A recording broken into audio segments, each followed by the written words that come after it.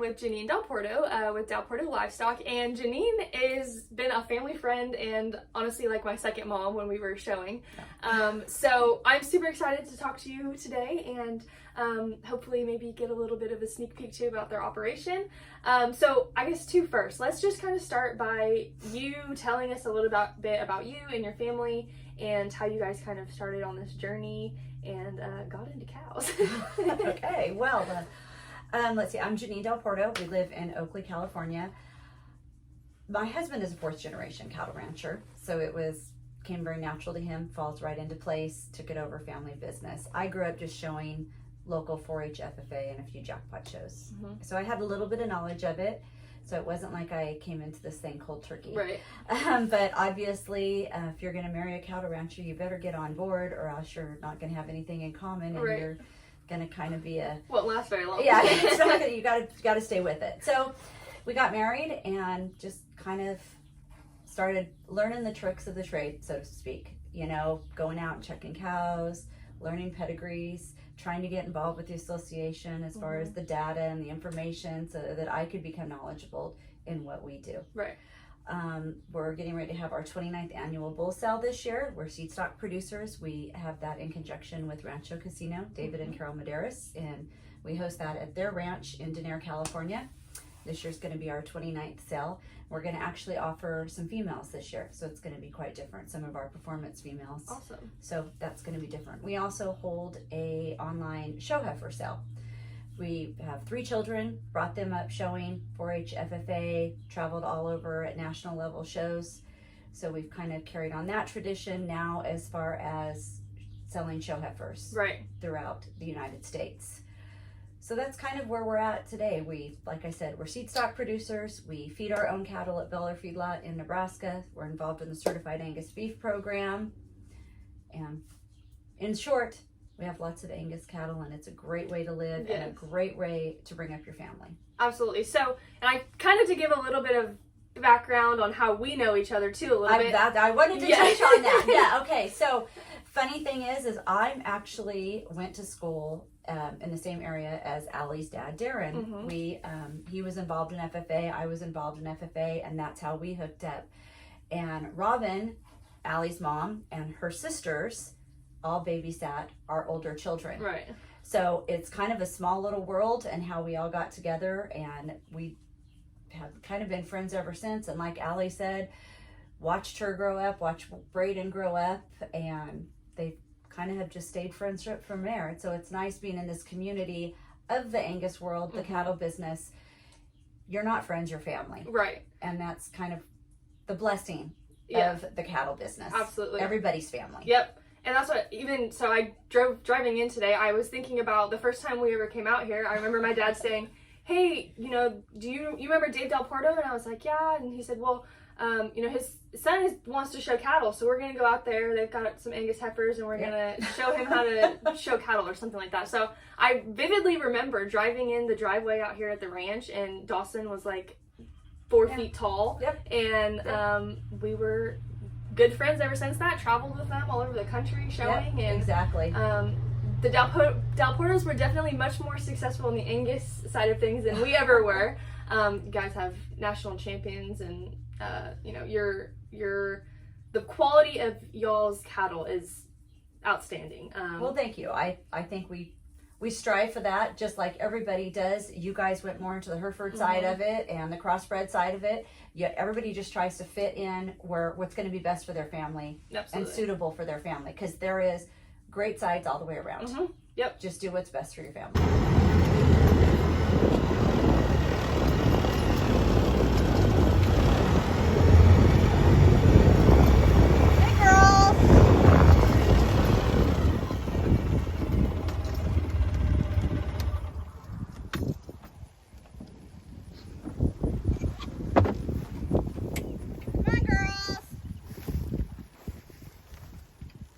So part of taking care of our cows, yes, we check them every single day, because we have to know that the calves are doing good and they're milking and they're not sick or any issues. So this happens to be a pasture where I can just come out here and call on my girls and they'll all come to me. So, come running. yeah. Girls. Come on, girls.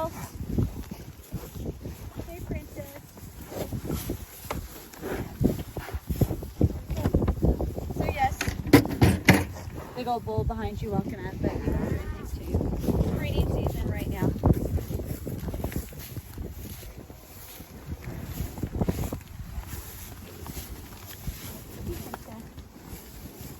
Hi, girls. Hi, girls. It's okay. Allie won't hurt you. I won't bite you. See, all of our cattle are tagged.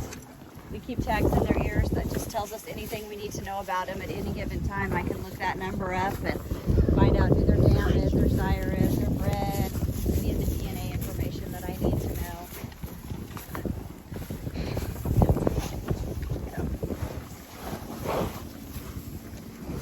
You guys are in a unique situation to where you do have the show side of things, but then you also come home and you have a full cattle operation you got to run here too. Real world. Yes. So let's talk about that a little bit, because I think that's a little bit different than maybe some people's views, or maybe some people who have no idea what the heck we're talking about when we say show cattle and commercial cattle. So let's dive into that a little bit, maybe. Okay. Maybe let's start with kind of the show side of things. So what is that? What, to your family, maybe, what is show cattle, and what is that crazy world that we got wrapped up in? World. You know, people ask me all the time, what do you mean you show cows? Yeah. How do you show cows?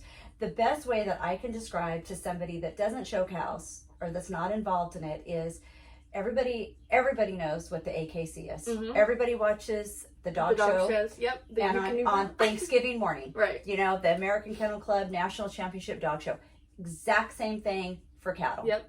Do we spend as much quality time blowing out our cattle, washing our cattle, clipping our cattle, doing everything that they do? We do it for our cattle. So basically it's a dog show for cattle.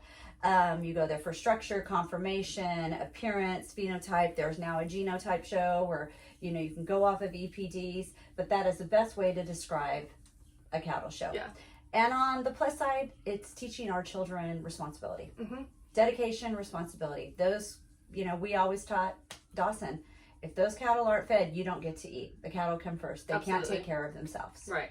So these kids know that they have to get up sometimes 3-4 o'clock in the morning. They're in the barn before school. They're in the barn after school. Yep. And those are responsibilities that we're really blessed that these kids have learned. Yeah, absolutely. And I think too, the fact that, I mean, personally, and obviously you guys giving that opportunity to your children, I think it sets you apart in life as far as getting a career and being able to, you know, just going to college. I think I had such a higher level of, you know, work ethic compared to maybe some of my peers, just because I had to work hard to get what I want and achieve the goals. And so I think that's one thing I know you guys definitely with Dawson and your children have instilled, that hard work ethic. But maybe let's kind of explain what goes into getting them ready to go to these shows. I mean, I think people don't understand the high level of intensity. When you get to the show, it's too late. If you're not ready at that point, all that practice happens at home in the barn. Yep. Well, it's all on breeding. It's how you breed your cattle. Again, it's no different as breeding a top dog or top cat or, you know, top goat, top sheep, top, you know, whatever you choose to breed. It's all in how you choose to breed your cattle. You know, you breed them and you got to wait 9 months. They hit the ground. Let's hope that they turn out right. Let's hope that in 4 to 6 months when you decide to wean them, they're going to be good enough to come into the barn. You have to feed them properly. You can take a really good one and feed them too much and make them really bad. You can take a really good one and not feed them right and make them bad. So it goes in, there's a lot of things that go into it. If that's kind of where you're going with that type of question. Yeah. When our cattle are in the show runs or in the show barn, hair is really important in our cattle world. So they come in the show barn right at daylight. They're under fans, they're under portacles. Our cattle get washed 5 to 6 days a week. During the summer months, they'll get rinsed twice a day. Keep their body temperature cool. Keep their hair fresh. Lots of different products you experiment with. What you want to use so the hair doesn't get dried out, so it stays fluffy. Right. You know, all these things that go into practice with them, along with the vaccination programs. You know, you have to make sure you worm them. You have to make sure they have all the vaccinations. Then when they get to be 2 years of age, this is after they've already probably been showing. Right. You have to get them bred because let's face it, if they're not carrying a calf, they're not productive in your herd or productive to you as an owner. Right. So you're trying to get them in calf so that they can have offspring that can hopefully go into the show ring or into the herd Right. to produce more cattle. Right. So it's a big giant circle Absolutely. that goes in. So exactly what you said. All that hard work happens at home, and then when you get to the show, let's hope that all your hard work pays Right. off. Hopefully you're rewarded Yes, for all exactly. that hard work. Exactly. And I think people maybe too, I think, don't understand, or they see maybe the show side of things, and they, like I said, don't understand all the hard work that goes into it on the back end. But also, like you just said, the fact that those cattle that you're taking to show or exhibit, that's your kind of chance to also market your 100%. your ranch and your brand. Correct. So what, for you guys, that's been a huge part of growing your operation, and I'm assuming, and let's talk about that as far as the marketing kind of standpoint. What I think too, it brings a whole new level of your pride in what you're putting out there for everybody to see and to be judged on your cattle are best type of thing. Correct. No, that's very, very true. Our cattle all have our prefix. All of our cattle are DPL, Dal Porto Livestock. Your cow families are by names. They don't just, yes, you can name them whatever you want, but everybody usually has a cow family. Right. We have a sandy cow family. I have a Parissa cow family. I have a foxy firefly cow family. When that DPL prefix is on front of that name, and that calf goes out and wins something at a national level, people are going to want those genetics. Absolutely. And they're going to come back to you and they're going to say, hey, what are you guys going to have for sale in the fall? What are you going to have for sale in the spring? We do a lot of embryo transplant where we flesh a lot of cows. We'll sell embryos to people. And all of that is getting your genetics out into the cattle industry. Right. So all of that is part of, yes, the marketing tool. So when you do go to those shows or when you do go to those events or go to a sale, you want to take your very best, because then you want people to come back to you and say, oh, hey, that's a Dal Porto Livestock heifer. That's a Dal Porto Livestock bull. I want that product. Right. So Yeah. you're constantly striving to be the best, that somebody else is going to want to, get involved with that. And then maybe they're going to be able to add it to their herd to make their herd better. Right. That's kind of how we all operate. Yeah, I think, maybe agriculture kind of gets thought of as, just a bunch of farmers trying to grow corn in the field, where it's a business, and this is people's livelihoods, just like, we were talking earlier about my brother in baseball. Professional baseball is a business at the end of the day. This is a business too, with everybody's got to make money, and you want to obviously make as much money as possible, kind of at your trade.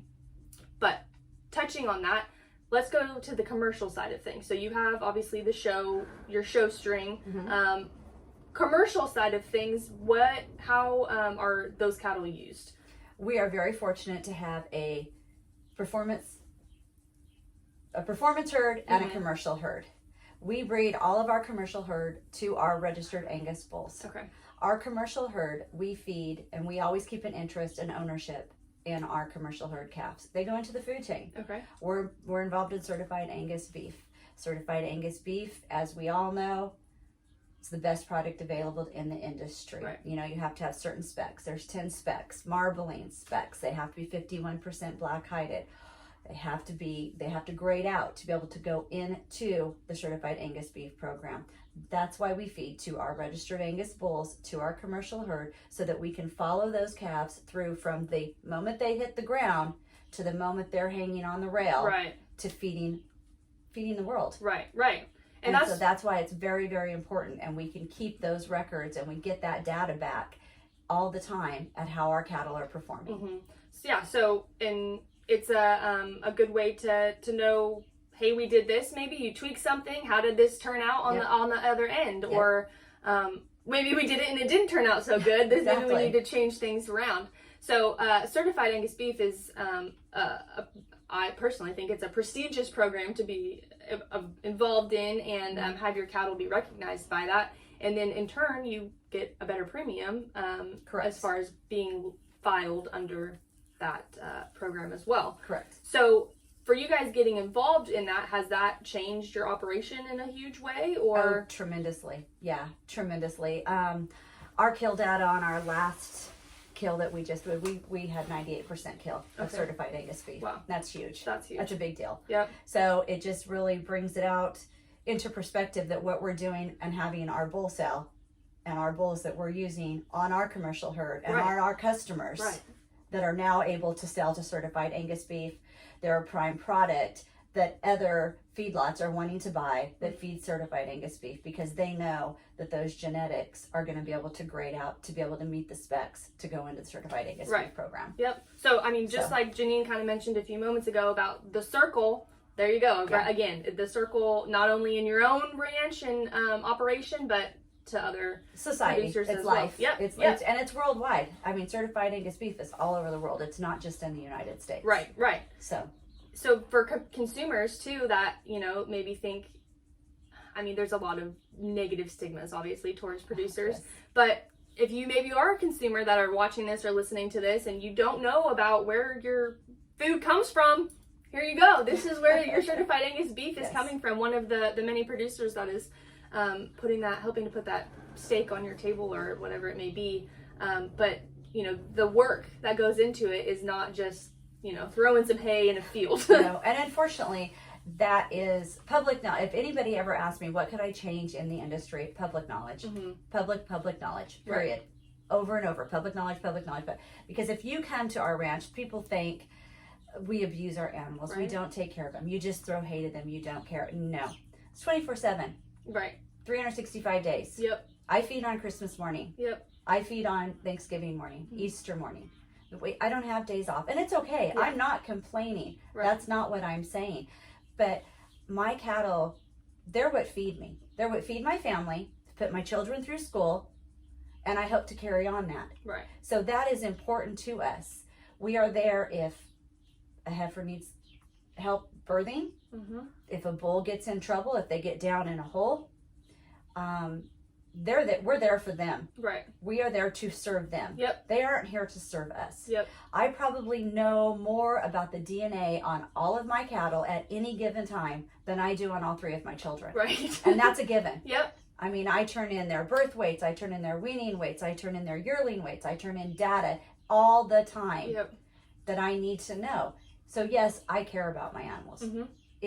And I would gladly share that with anybody. We've hosted a few CAB events here at the ranch, and that is one thing that's been a blessing. When those people walk away, they're like, wow, you really do care. No, I don't. It's not a facade or a show. No, exactly. This is your daily life. We care about, we're stewards of our land. Yeah, absolutely. We're stewards of our animals. They are what matter to us. Yep. So. Yeah. Well, I think just time-wise, we'll probably kind of get close to wrapping up, but kind of going off that as well, what if you could just share maybe one thing about the industry or your cattle or whatever you might want to share with people, whether they're involved in agriculture or not? What's maybe something that you would share or say to them? Gosh, I kind of just said it. Yeah, you did. I know. And I should have thought through that better. No, that's okay. I kind of just said it. I just truly, truly feel that there's no other way to be able to bring your children up. Not everybody has the opportunities that your parents gave to you, that we've given to our children. But there is agricultural classes in the majority of schools. Just learning the responsibility and what goes into animals, plant nutrition. I mean, you can take horticulture classes, and that's just as important, because guess what? That has to feed what I do. Right, exactly. And I think that is what is so important. And we forget that in life today and in society, of what really takes to keep our world going in this big giant circle and to keep us all happy. Right. And so I think that's kind of a lot, is just, we need to always remember where it starts from. It starts from the mustard seed. Right. And it grows. Yep. And it can grow in any type of different direction. I don't care. We need our doctors. We need our lawyers. We need our, workers that are in the grocery store producing or selling our meat, I should say. We need all of that. But really, where did this all start? Where does, none of that would be there without the seed. Without the seed, the mustard seed, So, I mean, not to get in too far in depth on all of that, but I mean, that's just the factual part of life. And I just think that it's so important. We owe that to our children, to know, how everything truly starts. Right. And where we all really come from, if that makes. So now I said, wrapping things up, and that sparked another question. Yeah. So, I think continuing this, there's been a shift, obviously, in the ages of farmers and producers. What would you maybe say to somebody who's trying to get into the industry, starting out maybe not having a generational background behind them, but saw a need for continuing to produce? What would some advice you might give them? No. Get ready for a ride, but no, you know what? It is, it's almost like having children. We all laugh and we say children are a blessing, hurtful, loving, caring, ups, down. All the hardships are going to be there. But doggone it, when that product leaves or when you see that end result, it gives you that spark. Yeah. It gives you that want to go forward. It gives you that. If you want to do this industry, it can happen. Follow the right people. Read all the books in the world and then put those books on the shelf and use them as resources. But every situation is different. Right. And don't be afraid to learn, because we learn still every day different things, because our world is changing. The progressions are getting better. The DNA progress is getting better on our cattle. Feed products are getting better on our cattle. Medicines are changing. So if you want to get involved, please get involved. I think it's wonderful. And we always are going to need to feed America, period. Yep. That is the bottom line. Whether it's cattle, whether it's produce, whether it's horticulture, anything. Right. We have to feed America. Yep. America cannot survive without us feeding them. Yep. Absolutely. Period. Yep. Well, I think that's the perfect ending point to this. Jeanene, I just want to thank you, obviously, for taking time out of your day to sit down and talk with us. And it was a pleasure because, like I said, we've watched Allie grow up and we've watched Braden grow up, and we're family friends. And to see you becoming so successful and you doing what you're doing in life, right there is why we do what we do. Thank you. Yeah. This is the blessing of what we see.